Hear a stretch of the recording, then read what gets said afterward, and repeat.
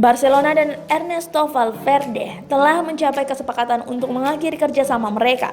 Ernesto Valverde resmi diberhentikan dari jabatan kursi pelatih Barcelona setelah menuai hasil buruk pada awal tahun 2020 dan telah diganti Quique Setién. Barcelona di La Liga, kasta tertinggi Liga Spanyol, menuai hasil imbang kontra Espanyol pada Minggu 5 Januari 2020 dengan skor 2-2. Berselang 5 hari kemudian, Barcelona harus memupus harapannya berlaga di final Piala Super Spanyol setelah kalah dengan Atletico Madrid di semifinal.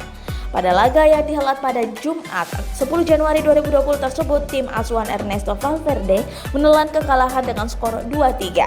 Setelah laga berakhir, banyak rumor mengatakan bahwa pelatih berusia 55 tahun itu akan diberhentikan dari jabatan pelatih Barcelona.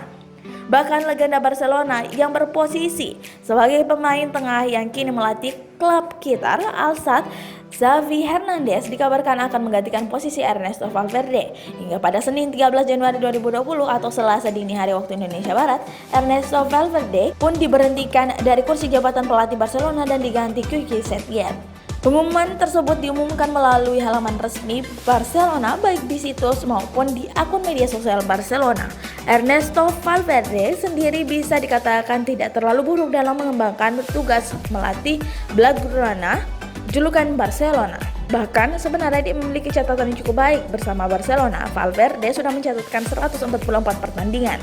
Dari 144 pertandingan tersebut, Valverde meraih 97 kemenangan, 32 imbang dan 15 kali kalah.